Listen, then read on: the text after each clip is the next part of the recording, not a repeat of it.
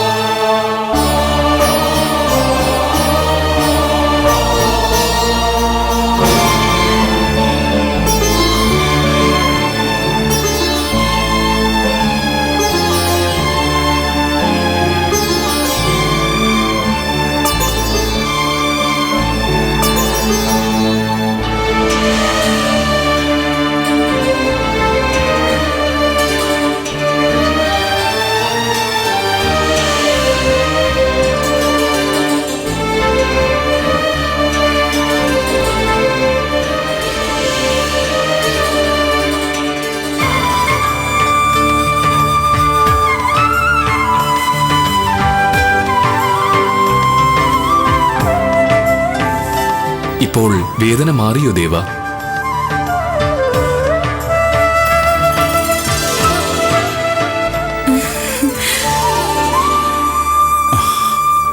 മാറി. മുത്തുകളെല്ലാം ദേഹത്തു നിന്ന് വേർപെട്ടപ്പോൾ വേദന പൂർണ്ണമായും മാറിയിരിക്കുന്നു.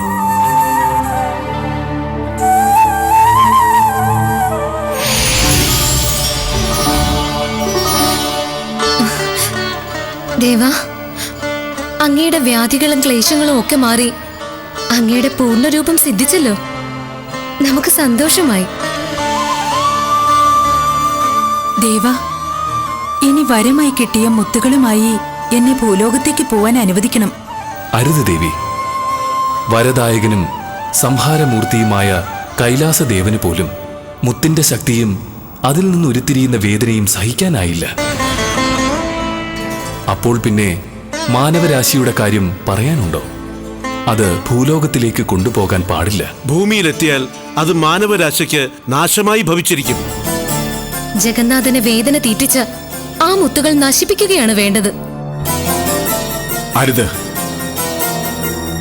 ദേവി മുത്തുമാരി വരമായി നേടിയ മുത്തുകളാണിത്. ഇത് നശിപ്പിക്കാൻ പാടില്ല.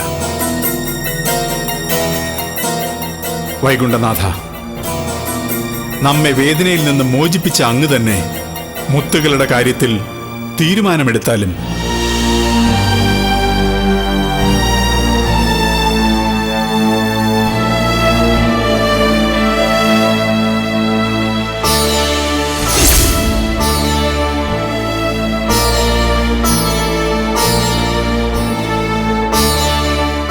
ഇത് ഉണങ്ങിയ നാളികേരമാണ്, കൊപ്ര.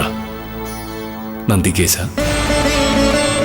സ്വാമിൻ, ആ മുത്തുകൾ ഈ കൊപ്രയിലേക്കിടുക.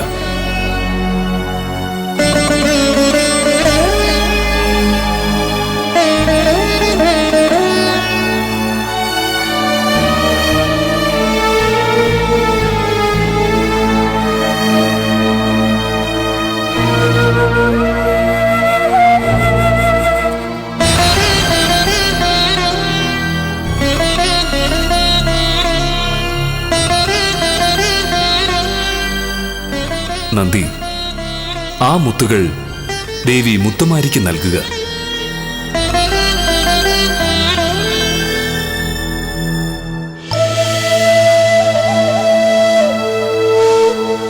വിഷമിക്കരുത് ദേവി. മുത്തുകൾ കൊപ്രയിലിട്ടപ്പോൾ അതിന്റെ ശക്തിയും വീര്യവും കുറഞ്ഞിരിക്കുന്നു. എങ്കിലും മുത്തുകൾ വിതറുമ്പോൾ ദേവി ജാഗ്രത പുലർത്തണം. മുത്തുകൾ ഏതൊരു മനുഷ്യന്റെ ഉടലിൽ ചൊരിഞ്ഞാലും അത് ആ മനുഷ്യന് അനുഗ്രഹമാകണം. ഇനി മുതൽ ഈ മുത്തുകളെ ദേവിയുടെ നാമത്തിൽ അമ്മനെന്ന് മാനവർ വിശേഷിപ്പിക്കും. ഇവിടെ നിന്നും ദേവി ഭൂലോകം പോകുന്നത് മുതൽ പുരുഷാരങ്ങളോളം ദേവിയുടെ നാമം മുത്തുമാരിയമ്മൻ എന്ന് കീർത്തിപ്പെടും. ഈ മുത്തുകൾ കൈവശമുള്ളപ്പോൾ മുത്തുമാരിയെ ഭജിക്കുന്ന മാനവരാശിക്കും മാറാരോഗങ്ങൾ മാറിക്കിട്ടുന്നതായിരിക്കും.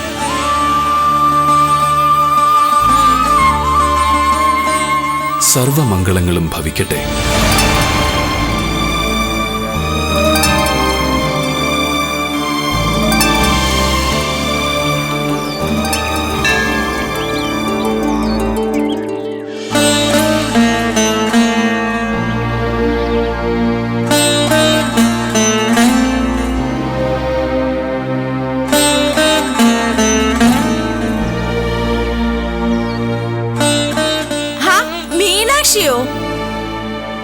എന്താ മീനാക്ഷി ഒരു വിഷമം? ഒന്നുമില്ല. അല്ല മീനാക്ഷി, കുറച്ചു ദിവസം ആയല്ലോ വള്ളിയമ്മയും കരിമൊഴി ക്ഷേത്രത്തിൽ വന്നിട്ട്. അവർക്ക് എന്താ സംഭവിച്ചേ? ആ ഭൈരവി ആൾക്കാരെയും കൂട്ടിക്കൊണ്ട് വന്ന് അവരെ തട്ടിക്കൊണ്ട് പോയോ? വള്ളിയമ്മയും കനിമൊഴി ഒറ്റിക്കൊടുക്കാൻ ഈ നാട്ടിൽ ചിലരൊക്കെ ഉണ്ടല്ലോ. ആ അതാരാ ഈ നാട്ടിൽ അവരെ ഒറ്റിക്കൊടുക്കാൻ? ആ മനസ്സിലായി. മീനാക്ഷി എന്നെ കൊള്ളിച്ചാണ് പറഞ്ഞതല്ലേ? നിന്നാണ് മീനാക്ഷി. ഞാൻ ഈ അടുത്ത കാലത്തൊന്നും ഭൈരവെ കണ്ടിട്ടുമില്ല, ഒന്നും ഓതി കൊടുത്തിട്ടുമില്ല. സത്യം. എന്നും മുടങ്ങാതെ ക്ഷേത്രത്തിൽ വരുന്ന വള്ളിയമ്മയ്ക്കും കനിമൊഴിക്കും എന്താ പറ്റിയത്? അവർക്കെന്തോ പന്തികേടുണ്ടെന്ന് മീനാക്ഷിയുടെ മുഖം കണ്ടാൽ അറിയാം. അതെന്താന്ന് അറിയുക തന്നെ. എന്താ ആലോചിക്കുന്നത്? മീനാക്ഷിയുടെ വിഷമത്തെ കുറിച്ച് ആലോചിച്ച് നിന്നതാ. വളർമതിക്ക് തടപ്പള്ളി ജോലിയൊന്നുമില്ലേ? ഉണ്ടേ. അല്ല മീനാക്ഷി, ഈയിടെയായി വള്ളിയമ്മയും കനിമൊഴിയും ക്ഷേത്രത്തിലേക്ക് കാണുന്നില്ലല്ലോ. അവരെന്താ വരാത്തത്? വള്ളിയമ്മയ്ക്ക് അസുഖം വളരെ കൂടുതലാണ് തിരുമേനി. പലപ്പോഴും ബോധം മറയുന്നു, പിച്ചും പേയും പറയുന്നു. ഭൈരവി കൊലക്കത്തിയുമായി വന്നു നിൽക്കുന്നു, അവൾ എന്റെ കുട്ടിയെ കൊല്ലു എന്നൊക്കെ ഉച്ചത്തിൽ വിളിച്ചു കൂവുന്നു. മനസ്സിൽ വളർന്നുകൊണ്ടിരിക്കുന്ന കഠിനമായ ഭയമാണ് വള്ളിയമ്മയുടെ പ്രശ്നം. പരമാവധി ധൈര്യം പകരുക, ആശ്വാസവാക്കുകൾ പറയുക. അതൊക്കെയുള്ളൂ അതിന് പ്രതിവിധി. പിന്നെ ഭഗവാനോടുള്ള പ്രാർത്ഥനയും. അത് മീനാക്ഷിക്ക് വീണ്ടുവോളം ഉണ്ടെന്നറിയാം. വള്ളിയമ്മയ്ക്ക് നല്ലത് വരുത്തണേന്ന് നമ്മുടെ പ്രാർത്ഥനയുണ്ടാവും.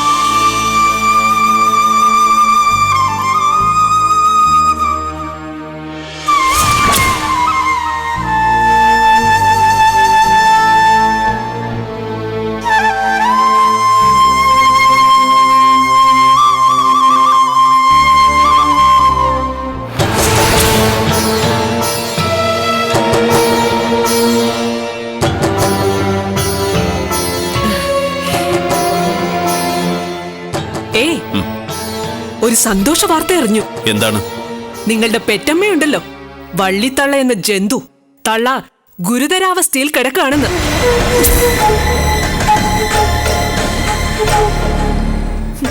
വെള്ളം പോലും ഇറങ്ങുന്നില്ലാത്രേ വളർമതി എന്നോട് പറഞ്ഞത്. തള്ള ഏത് നിമിഷവും തട്ടിപ്പോകാവുന്ന അവസ്ഥയില്ല. തള്ള മണ്ണടിഞ്ഞെങ്കിൽ നമ്മുടെ ജോലിഭാരം കുറഞ്ഞേനെ. ഭൈരവി, നീ എന്താണ് ഈ പറയുന്നത്? അമ്മയുടെ കഥ കഴിയണമെന്നാണോ നിന്റെ ആഗ്രഹം? ഓ, ഒരു പെറ്റമ്മ സ്നേഹം. അതല്ല ഭൈരവി,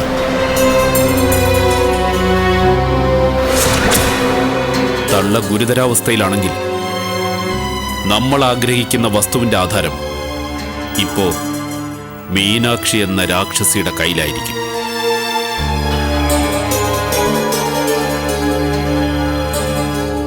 അറിയാലോ നിനക്ക് മീനാക്ഷിയെ. മഹാരാജനിൽ വലിയ സ്വാധീനമുള്ളവളാ മീനാക്ഷി. തള്ളയുടെ മരണം സംഭവിച്ചാൽ മീനാക്ഷി കനിമൊഴിയേയും കൂട്ടി രാജാവിന്റെ മുഖം കാണിച്ചിരിക്കും. നമുക്കെതിരെ ആവലാതി ബോധിപ്പിച്ചിരിക്കും. നമ്മൾ രണ്ടുപേരും കുടുങ്ങിയിരിക്കും.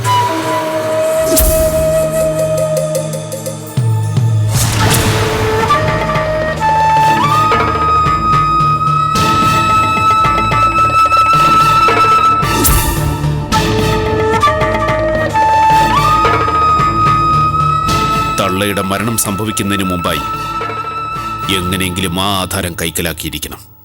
അതെങ്ങനെ സാധ്യമാകും? ഇതുവരെയുള്ള നമ്മുടെ എല്ലാ ശ്രമങ്ങളും പാഴായില്ലേ? എന്ന് കരുതി അടങ്ങിയിരിക്കാമെന്നാണോ? ഏത് വിധേനയും കനിമൊഴിയെ നമ്മൾ തട്ടിയെടുത്തിരിക്കണം. അതിനുള്ള മാർഗം ആലോചിക്കുക.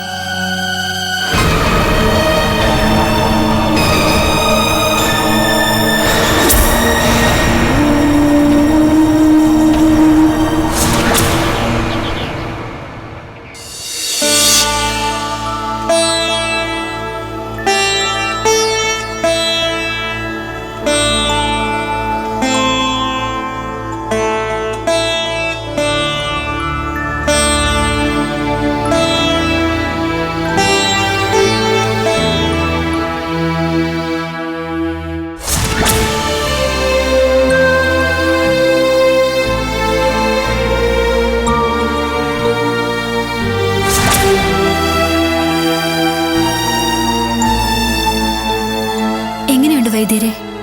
നാഡിമിടിപ്പ് വളരെ സാവധാനത്തിലായിരിക്കുന്നു.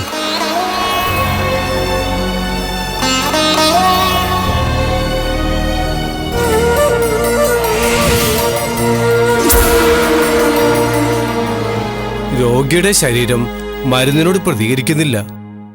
ഇനിയൊക്കെ ഭഗവാന്റെ കയ്യിലാ. പ്രാർത്ഥിച്ചുകൊള്ളുക.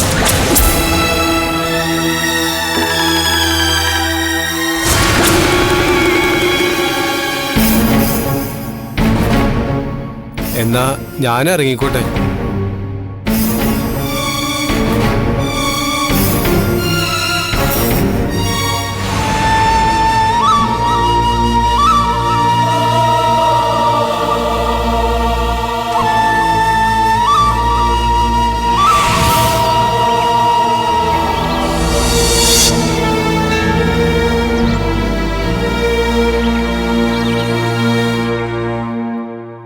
തൃക്കടയൂരപ്പ ഭഗവാനെ,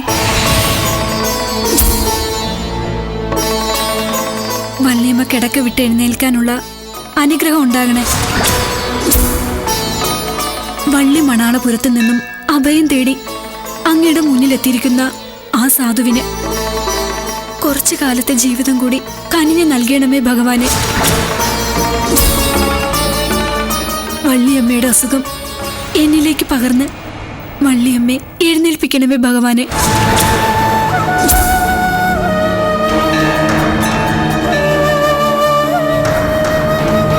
വള്ളിയമ്മയുടെ ആയുസിനു വേണ്ടി അവരുടെ രോഗം ഏറ്റുവാങ്ങാനും പ്രാണൻ ത്യജിക്കാനും ഞാൻ തയ്യാറാണ് പാർവതികാന്ത.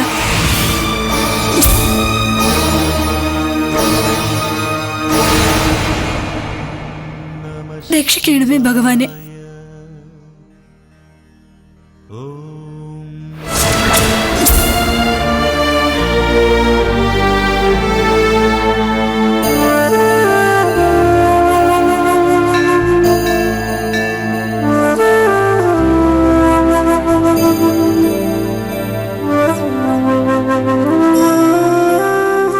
എന്താ മീനാക്ഷി, വള്ളിയമ്മയ്ക്ക് എന്താ പ്രശ്നം?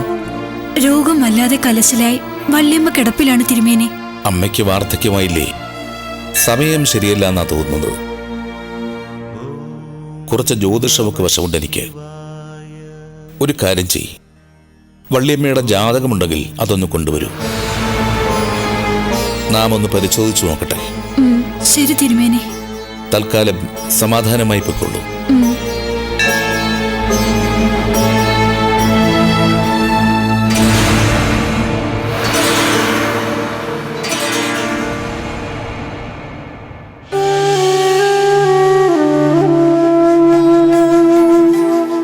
മതി, കുറച്ചുകൂടി കുടിക്കമ്മേ. അമ്മ വെള്ളം മുഴുവനും കുടിച്ചില്ലല്ലോ. വേണ്ട മോളെ, കുടിക്കാൻ തോന്നുന്നില്ല. വള്ളിയമ്മയെ കിടപ്പ് കിടക്കുമ്പോ വെള്ളം ഇറക്കാൻ പോലും തോന്നുന്നില്ല. കനിമൊഴി, വള്ളിയമ്മയ്ക്ക് എങ്ങനെയുണ്ട് മോളെ? മുത്തശ്ശി പ്രാർത്ഥിച്ച് കിടക്ക. മീനാക്ഷി ചേച്ചി ക്ഷേത്രത്തിൽ പോയിട്ട് വന്നില്ലേന്ന് മുത്തശ്ശി ചോദിച്ചു. ക്ഷേത്രത്തിൽ പോയിട്ട് ചേച്ചി എന്താ എത്ര വൈകുന്നേ? വള്ളിയമ്മ മുത്തശ്ശിക്ക് ആയുസ് നീട്ടിക്കിട്ടാൻ വേണ്ടി പ്രാർത്ഥിക്കാൻ പോയിരിക്കുക ചേച്ചി. മീനാക്ഷിക്ക് തൃക്കടയൂരപ്പൻ പ്രത്യക്ഷത്തിലുണ്ടല്ലോ കുട്ടികളെ. അവളുടെ പ്രാർത്ഥനയ്ക്ക് ഫലമുണ്ടാകും. ആ, ചേച്ചി വന്നല്ലോ. ക്ഷേത്രത്തിൽ എന്തെങ്കിലും വിശേഷമുണ്ടോ ചേച്ചി? ഒന്നുമില്ല മോളെ. ആ, കനിമൊഴി, ദേ ഈ പ്രസാദം വള്ളിയമ്മയുടെ നെറുകയിലിട്ട് കൊടുക്കുക. കനിമൊഴി, വള്ളിയമ്മയുടെ ജാതകം ഇരിപ്പുണ്ടോ? ഭാണ്ഡക്കെട്ടിലുണ്ട്. അതെടുത്തോണ്ട് വരൂ. എന്തിനാ ചേച്ചി മുത്തശ്ശിയുടെ ജാതകം? വള്ളിയമ്മയുടെ ജാതകം ഒന്ന് പരിശോധിക്കണമെന്ന് മേൽശാന്തി തിരുമേനി പറഞ്ഞു.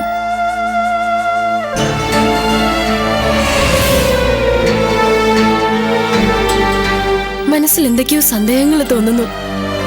വല്ലാതെ പിഴയുന്ന എന്റെ മനസ്സ്. മുത്തശ്ശിക്ക് എന്തെങ്കിലും? എന്താ കുട്ടി ഇത്? അസുഖം മാറാതിരിക്കുന്നത് കാലദോഷം കൊണ്ടാണോ എന്ന് പരിശോധിക്കാനാവും തിരുമേനി ജാതകം ചോദിക്കുന്നത്. അതെ, രോഗശമനത്തിന് ഒരു പരിഹാരം നിർദ്ദേശിക്കാൻ ജാതകം പരിശോധിച്ചാൽ ഒരുപക്ഷെ കഴിഞ്ഞേക്കുമെന്നാ തിരുമേനി പറഞ്ഞത്. അല്ലാതെ പരിഭ്രമിക്കാനൊന്നുമില്ല. നീ പോയി ആ ജാതകം എടുത്തോണ്ട് വരൂ. മീനാക്ഷി, തിരുമേനിക്ക് ലക്ഷണശാസ്ത്രമൊക്കെ അറിയാമായിരിക്കും. വള്ളിയമ്മയുടെ ആയുസിനെ കുറിച്ച് തിരുമേനി വല്ലതും പറഞ്ഞോ? ജാതകം പരിശോധിച്ചിട്ട് അറിയിക്കാന്ന് പറഞ്ഞു. വള്ളിയമ്മയ്ക്ക് കൊടിയ ആപത്ത് കാലമാണ് വസുമതി.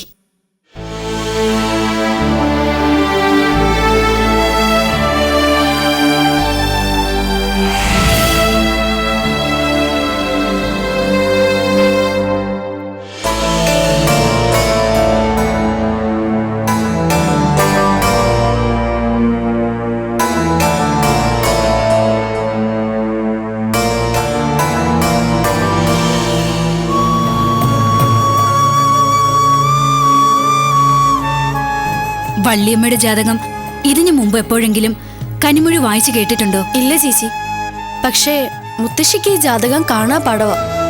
മുത്തശ്ശിയുടെ ജന്മനക്ഷത്രം ഭരണിയാണെന്നും ആഷാഢമാസത്തിലെ ബുധവാരത്തിലാണ് ജനനമെന്നും അറിയാം.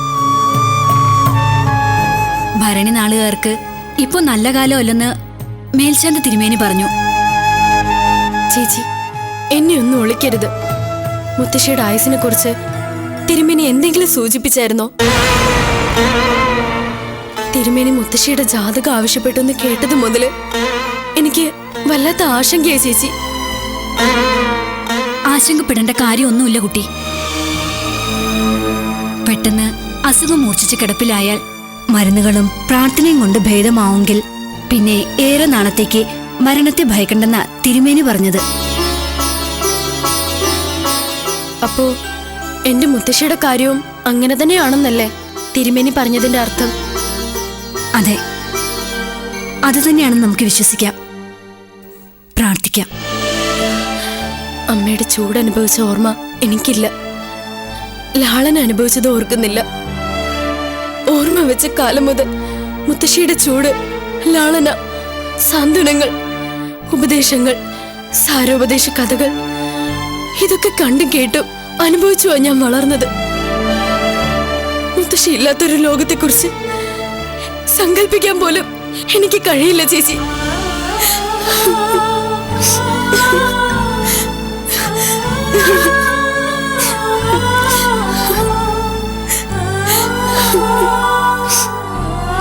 മുത്തശ്ശി നിന്നിൽ വളർത്തിയെടുത്ത വ്യക്തിത്വത്തിന് തികഞ്ഞ തെളിമയും പക്വതയുണ്ട്.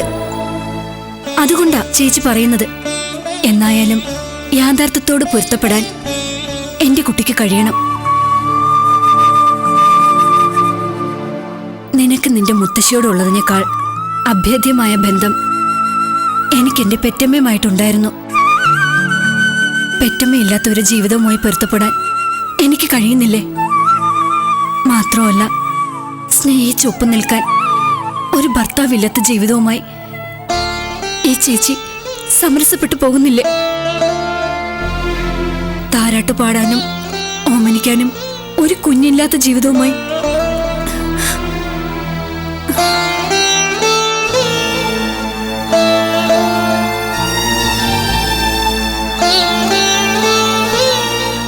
വിധിഹിത എന്താണോ അത് സംഭവിക്കും.